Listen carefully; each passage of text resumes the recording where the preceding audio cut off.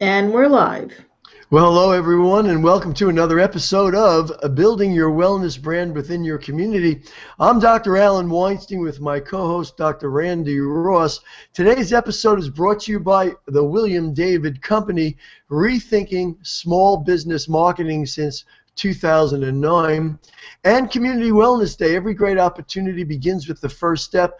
Take that step with Community Wellness Day. The system, the official marketing coaching program for healthcare professionals everywhere, and of course the VIP app, the only application that allows you to bring your live hangouts just like this one to the desktops, the tablets, and the smartphones of everyone that's following you. As we like to say, our apps look so good, people are going to want to lick them.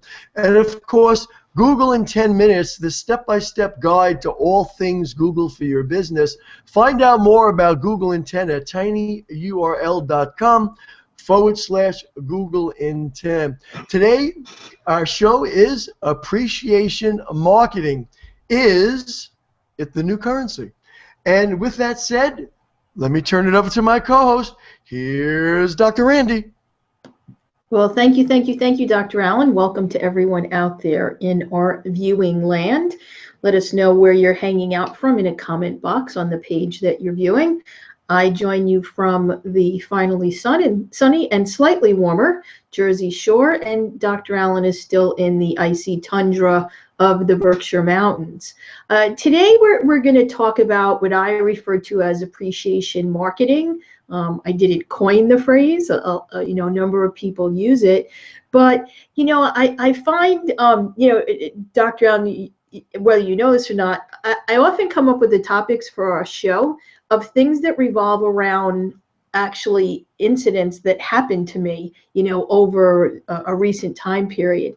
And this past week or two, I happened to have situations come up where it really started to make me think a lot about this concept of the currency of appreciation marketing and what it really means, and how it's something that's really simple, but a lot of people don't understand the value. And we're just going to flip back here. Dr. Allen just has some points for you that I want you to understand. Now, when we talk about currency, most people are kind of, married to the understanding that, currency is just money. But if you really understand your business, you'll understand that currency is really just an exchange for goods or services. And, so understanding that many things other than money become this currency that we deal with in our business economy is really important. And I think we often really forget how important it is to just go that, what we call the extra degree. At 211 degrees, water is simply very hot, and at 212 degrees, it starts to boil. Now, if you think about that for a second, it really just goes to show you that a little bit more can often really mean a huge, huge difference. And when we talk about appreciation marketing, it's the little things that's often forgotten to really make sure that our customers or clients feel important, feel appreciated. Very often that's what people are looking for when they're looking for quality service. They're looking to feel special. They're looking to feel appreciated. And there's a lot of ways that you can do that. It sometimes depends upon your business, but sometimes not. And actually, for those of you watching or listening to this, if you're watching it in a replay, there's actually a great book, and it's called Appreciation Marketing. And I have it on audio, and I listen to it when I ride. And they take you through certain steps that they feel kind of encompass this premise of appreciation marketing. I'm going to integrate some of those today, but there's some that I think, really bear kind of broadening and the concept and highlighting. So it's very important to understand that are people, when they're done with you, what do they think? In other words, when they've completed your service. So if I went and I bought a car, and after I got my car, was I really happy? In other words, not just with the car, obviously the end product in this case is, am I happy with the vehicle that I brought? But, am I happy with the particular dealer that I went to? Did they make me feel appreciated? Did they make me feel valuable? Did they make me feel like for whatever time I spent in their particular showroom, was I important? And we carry that over into any business that you do, using a car dealer again as an example. The first time I went in there, did they sit with me, or did they get up to deal with other people or take phone calls? These are the little things that instantly make someone feel not important. If someone says they're going to call you, you have a follow-up question in your business. If someone has a question that you need to look into and you say you're going to call them, you should do that. You should never say to someone, I was busy, or I had to take this call, or I had to, do this, I had to talk to this important client. You just instantly diminished how appreciated that person felt. And at the end of the day, when they're done with you, that's what they're going to take away with. It's very often not the specific product or service. And for those of you in the healthcare industry that are listening, it may not be the actual service that you deliver. And sometimes it is, I understand that. But often it's, what was the feeling that they walked away with when they were done? Did you make them feel special? Did you make them feel like whatever time you were spending with them was their time? In the case of doctors, I think one of the things, and Dr. Allen might have some as well, that I think is really bad is if you're in, a room with someone, or however you deliver your service, do you let your office manager, your secretary, whatever you call them, do they knock on the door and tell you there's a phone call? Or do they actually even interrupt and come in to ask you something about, I'm just going to throw it out here, a billing question when you're in the room with someone?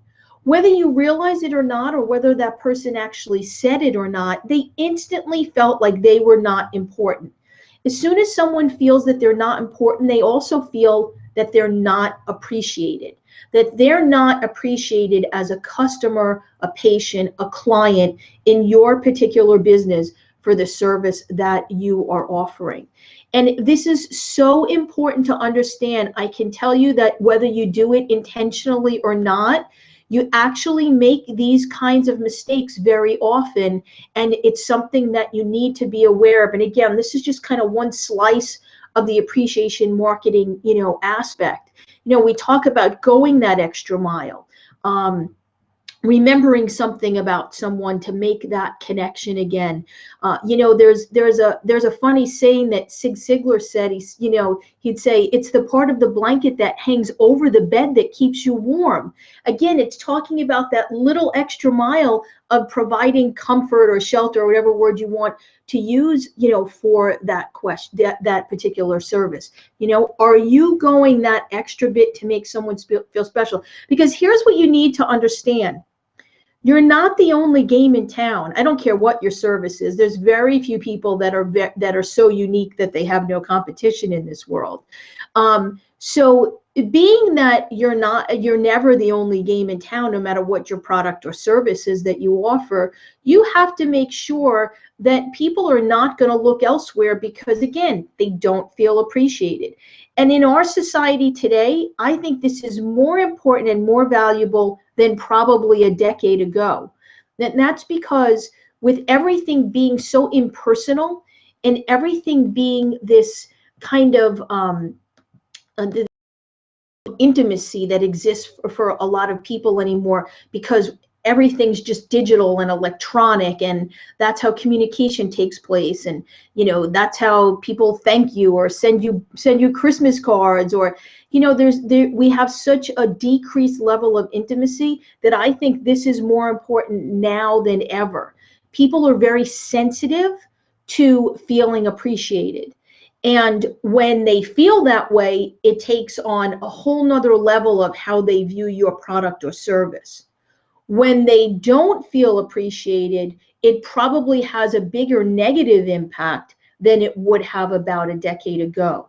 So make sure that you're doing what it takes to make your clients your patients, whatever the particular word is, to make sure that when they're either involved with you, if it's an ongoing service, or when they're done, that they're not saying, yeah, they were okay, but I don't know that I would recommend them, or but next time I need this particular product or service, I don't know that I would go back. You never want people to walk away with that because they're not saying something nice about you. Dr. Allen has a whole strategy that I know he shares with health providers, how to manage that kind of instantly in the moment and not waiting for people to walk away to be able to have that kind of negative feeling about you. That's a great strategy, and he's talked about it on previous hangouts. That's really great. So let's talk about a few ways that I feel is a very simple way to make someone feel appreciated and kind of embrace this this concept of what I like to refer to as appreciation marketing. One of the things that's kind of like a little bit of a lost art that I think is so simple but carries a huge amount of weight in leveraging people into feeling appreciated is a handwritten note. And a lot of people will tell me, oh, I send an email, oh, I send a text message. You know what? Again, we're back to where we have this huge disconnect with, people don't, an email is not special. And yes, people would like it if you send them email and says, hey, you know what, thanks for whatever it is. It's better than not sending it, but it does not have a fraction of the impact of sending a handwritten note. And I know you've heard me talk about this before, and I feel really, really strongly about it. Many of you who follow us every week, you'll often, maybe about half the time, we have featured guests that we interview. I can tell you the very, very first thing I do when I close this hangout is in my desk drawer, I have a package of notes. Nothing fancy, just bought them in Staples. They're a little pretty design on the front. The very first thing I do is I write a handwritten note to whoever our guest was, thanking them for taking the time to be on our show and for providing the valuable content that I know is going to be beneficial to our viewers. And I let them know if there's any way I can ever, help them or be of any kind of service to them, to please feel free to reach out. That it carries a lot of impact. And I will tell you, I don't think I've ever done that where someone hasn't, in response, sent me an email, called me up, sent me, a message through Google, because obviously that's how we connect to a lot of people, where they said, thanks so much for your note. That was really kind of you. People remember these things because very few people do it. So if you have a new patient and they have committed to a care plan that you have recommended, instead of just sending them a general note from your office that's probably, written or initiated by a staff member, take the time to write a handwritten note. Dear Alan, thank you so much for entrusting your care or your family's care, whatever it is, to me and my staff. We will always be here to make sure that you get the best service. And if you have any questions, we're always available. I can tell you that goes much further than any kind of, standard letter or welcome note that you send. A handwritten note, and change it up, make it personal. If they said something that can be, itemized, for lack of a better term, in that note, go ahead and do that. Those are the things that people, I can tell you, years back, as a wellness advisor, as part of a medical advisory team to a really big wellness company. And they were based in Texas. And the owner of the company, whose name I'm not going to mention, but this guy was a big player, big player. And they convinced me to go to this big committee that they were having, like kind of a round table in Los Angeles. And I really didn't want to go. I don't like to travel. My daughter was young. This was a few years back, and I just didn't want to be away. But he convinced me to go. And when I got to the hotel, there was this beautiful little display of fruit, and he wrote a handwritten note from him. It wasn't his secretary or anything. And he said, I know it was difficult for you to get here. I want you to know that I really appreciate you being here. And I was like, that's really cool. Like, that made me smile. So that was now the feeling that I had. And then when I came home, I actually got another handwritten note from him that he said, I know it was really hard for you to be away from Felicia, that's my daughter, and I really want you to know that I appreciate you taking the time to be with us, and your input into our discussion was really important to the direction that the company is taken. It was just, again, such a nice gesture. He even went one step further because he knew my daughter played soccer, and he actually sent her a little note, thanks for letting us borrow your mom, and he gave her a t-shirt from some Texas soccer club or whatever it was. So again, little things like a handwritten note, huge. Maybe it's a phone call, to some people that need to be checked on. Was it the first time, and everyone has their own policies and protocols of how they do things. Again, some of this is at your discretion. Some of it might be, depending upon your license and your scope. I understand that, but general business practices is what we're talking about here. For some people, it might be that phone call. Maybe someone left and they were a little unsure, or for whatever reason, the communication, wasn't there. Or if you have a business where people are actually purchasing a product or a service or an item, pick up the phone and call. Hi, this is Dr. Ross. I just wanted to see if you had any more questions, and see how that goes. If you have an actual product that someone's buying, like a car or a stove or anything like that, like a big ticket item, I can tell you, anyone that sells big ticket items, if they're not making phone calls and if they're not sending handwritten notes of gratitude, you are so missing the boat on how far that goes.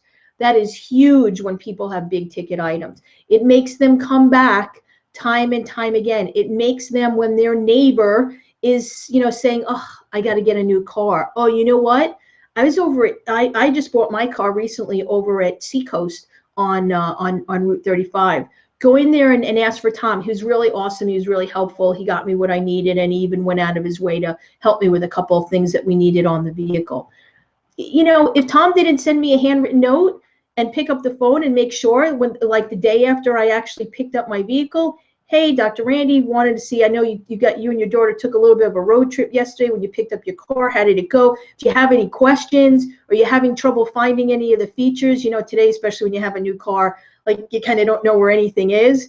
I remember Dr. Allen, we were in California last year. He borrowed Reed Davis's car. He didn't know where anything was. It's like that kind of thing. All of a sudden it's dark out. You don't even know where the lights are. So that little bit of, hey, how can I help? When you have a problem and someone comes to you and you do whatever it takes, that customer is always right kind of thing. Make people smile, make them feel good, make them feel appreciated.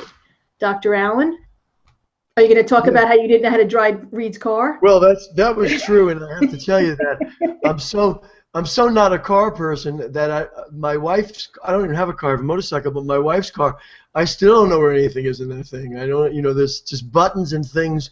There's so many buttons in cars now. Who needs all those? But anyway, I wanted to add one piece to this, and the piece I wanted to add about this, and I'm going to use sort of an analogy because I think this is very important.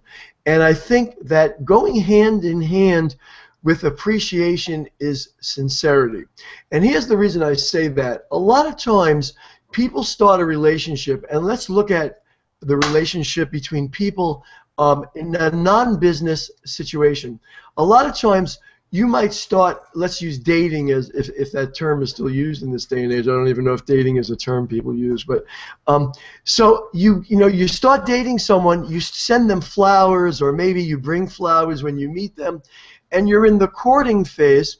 And Michael Drew talked about this, the romancing somebody to get them from someone you don't know to basically sleeping with them.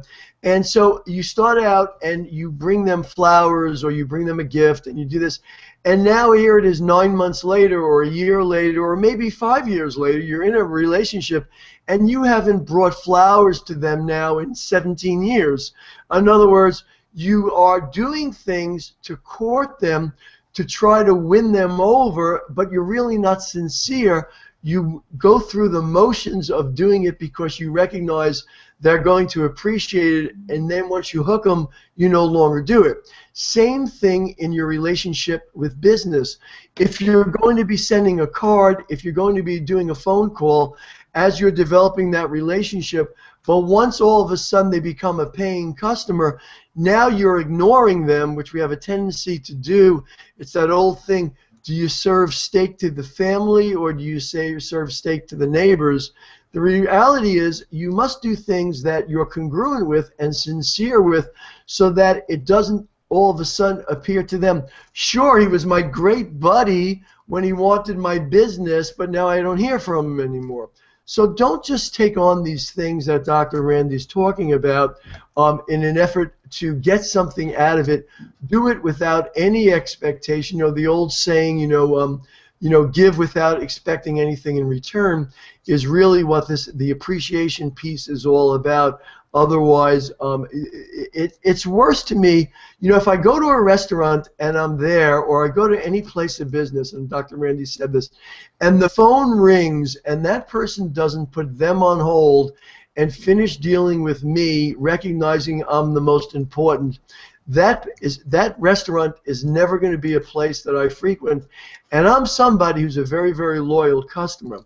Also, it's very important that if you're going through the motions, that you also are a good listener. Another example that I'll use, another analogy is you go to a restaurant or you're doing business with somebody and you start realizing that they're not really listening to you.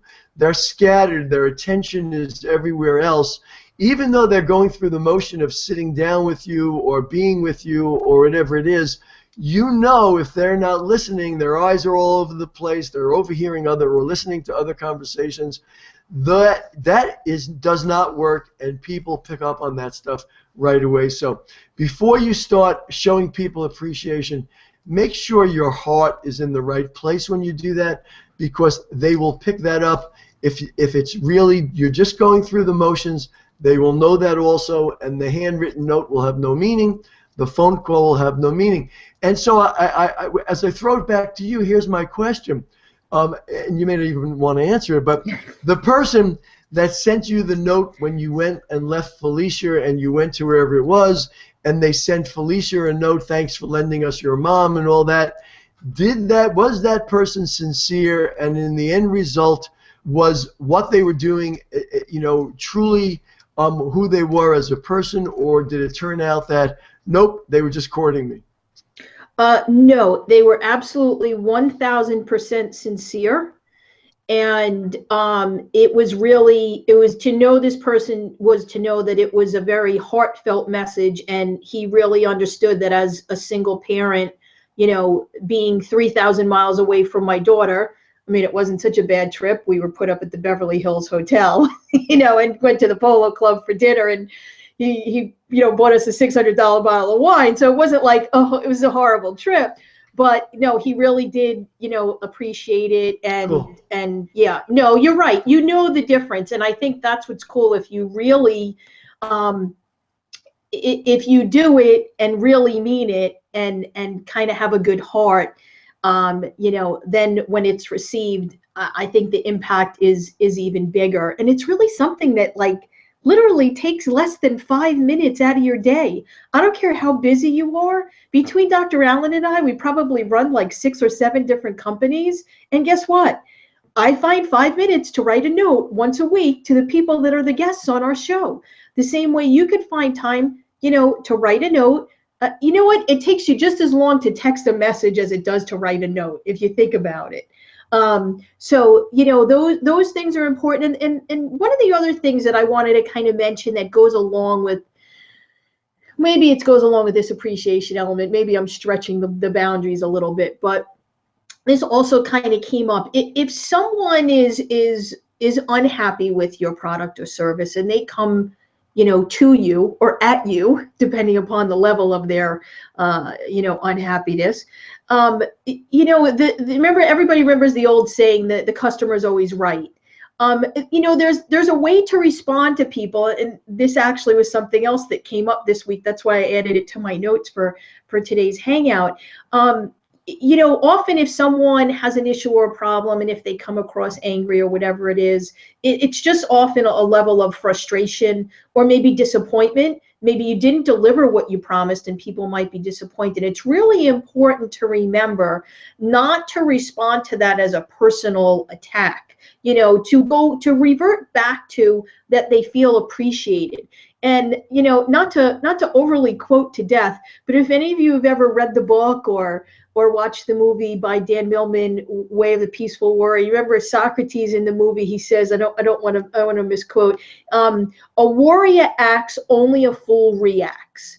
And often when we're faced with people that are unhappy with our service, we instantly go into this defensive posture, like I'm not wrong and they shouldn't be approaching me this way.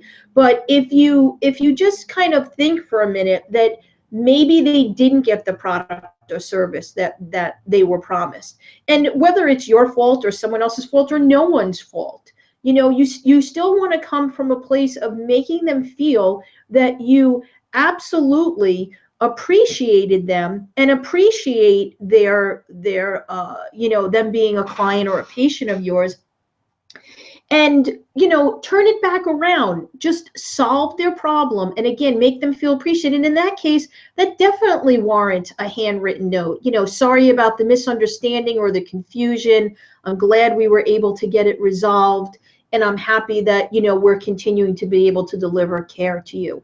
Things come up all the time. When you're in business, nothing ever runs perfectly. Things happen. And you have to be able to still come from a place where you're appreciating and valuing that person and knowing how to translate it so that they still feel that way. And that's kind of something that happened with me today, this week, I should say, with a company I was dealing with, and I was not getting what I was delivered, and the person on the phone got really defensive. When I basically said, I'm going to just call my credit card company and have them reverse the charge. And he got like all upset, don't threaten me. Well, it ultimately got turned over to the owner and president of the company, who totally diffused it, said, Dr. Ross, come on, let's just solve this. Let's get it done. What they promised me. And he instantly went into appreciation mode, turned it around, which was a negative situation, because he reacted properly. Or I should say acted properly and didn't react the way the person on the phone initially did. I, again, felt appreciated and valued as a customer, and we were able to solve the problems together. Dr. Allen? Yeah, well, you brought up a great point, and I want people to realize that everyone that works for you represents you. So it's so important the way people answer the phone, the way people talk to other people one-on-one, and realize your attitude might be appreciation and sincerity, but someone working for you might be conveying just the opposite message, but it is a reflection on you. That's why franchises usually are so successful, because everyone's trained to be identical to everybody else. That's part of the service. When I call Verizon or I call one of Apple, whatever it is, there is a certain procedure that they follow so that everybody that I speak to, no matter who it is, always ask first, how are you today? How can I help you? They know how to close. They know how to finish up. They know how to make sure they're handling it right. They'll always say, is it okay if I call you Alan? They'll always say, can I have permission to get on your screen? So make sure that you not only train people to do the right thing, but that you also follow up and make sure they're doing what you train them to do. Otherwise, you're going to have customers that, even though you may have been appreciative and sincere, they're going to leave that really with feeling that something's negative about your company. And in the world of social media, of course, that could really spread like wildfire, and you have a problem on your hands. So I think that's really extremely important to pay attention to that. The other thing is you also have to recognize you can't make everybody happy. Some people you should just not work with. There are some people that you can bend over backwards trying to do everything, and they will complain about every single thing.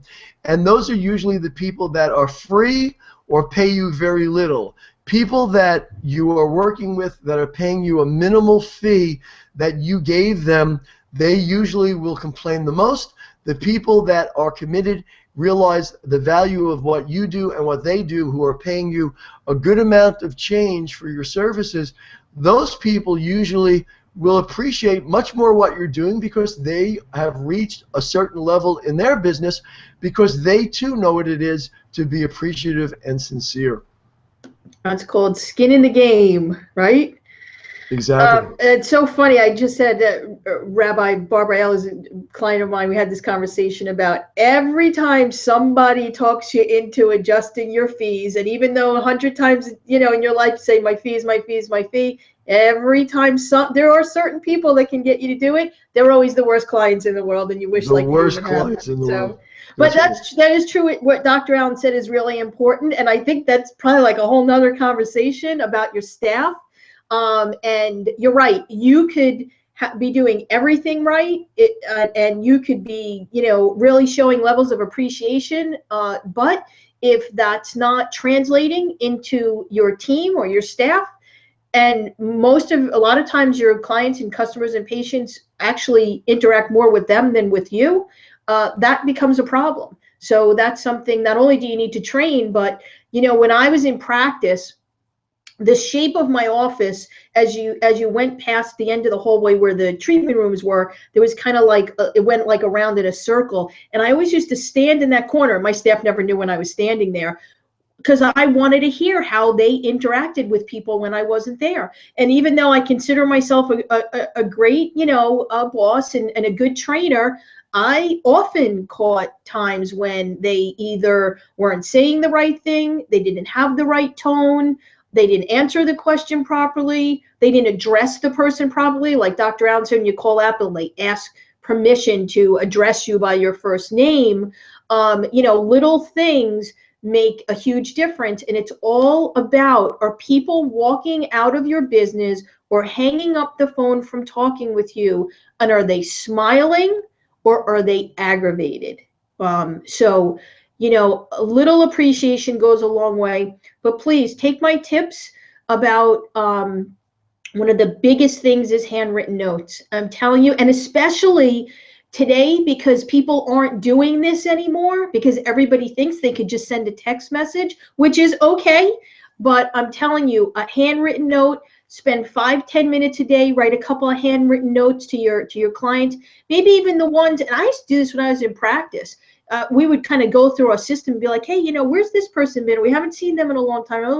And I didn't have like some standard computerized card that went out. I would sit there and write a bunch of handwritten notes, hey, John, we haven't seen you in a while. Just wondering if you and the family are okay. Next time, I happen to be where people walked around, as in the city. Next time you're out and about, make sure you stop in and say hi. And I have to tell you that when I did that, either a lot of them would, as we refer in the business, would reactivate, or at the very least, they would stop in and say hello, which is always nice to reconnect with people. Remember, relationship marketing is about initiating, cultivating, and sustaining relationships with people that do business with you. And with that, I'm going to throw it back to Dr. Allen to close us out. You've been listening to Building Your Wellness Brand Within Your Community. Today's episode was brought to you by the William David Company, rethinking small business marketing since 2009. And of course, Community Wellness Day. Every great opportunity begins with the first step. Take that step with Community Wellness Day. And the system, the official coaching marketing program for healthcare practitioners everywhere. The VIP app, the only application that allows you to bring your live hangouts just like this one. I'm hearing noise in the background, but I don't know what that noise is. Are you hearing that, Dr. Randi? Nope. Okay, very good. The only application that allows you to bring your live hangouts just like this one to the desktops, smartphones, and tablets of all those people that have you in their circles, and Google in 10. Google in 10 minutes. I don't know why my slides are changing. A step-by-step guide to all things Google for your business. Visit tinyurl.com/Google in 10. I'm Dr. Alan Weinstein for myself and my co-host, Dr. Randi Ross. We'll look forward to seeing you again next week. Have a great day, everybody.